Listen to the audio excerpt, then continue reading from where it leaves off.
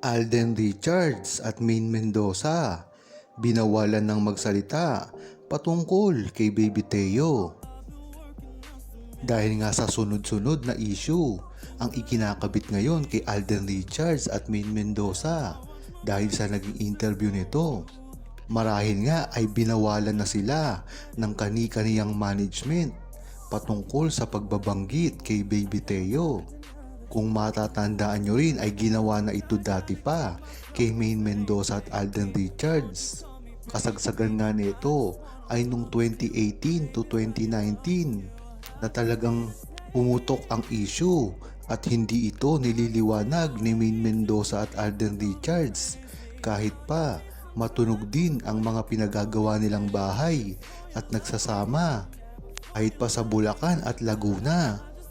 Ayon kay Mia, wala na kaming pakialam hanggang ngayon kung ano pa ang sabihin ni Maine Mendoza at Alden Richards dahil ang resibo ay makikita mo na sa internet.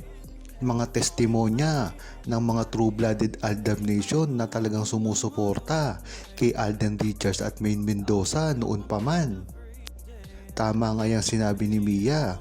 Bahala na ang mga netizen at mga armin kung tuloy-tuloy pa rin sila sa pagbabatikos sa mga Aldab Nation at kay Maine at Alden. Ang mahalaga dito ay alam ng true-blooded Aldab Nation at ng mga original na sumusuporta kay Maine Mendoza at Alden Richards ang talagang tunay na pangyayari.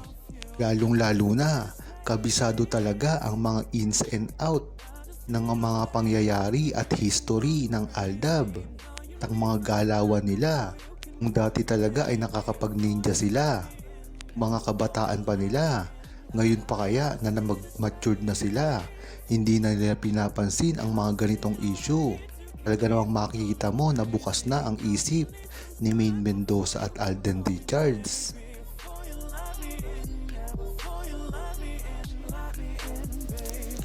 Huwag kalimutang mag-subscribe, comment at i-like ang video na ito. Thanks for watching!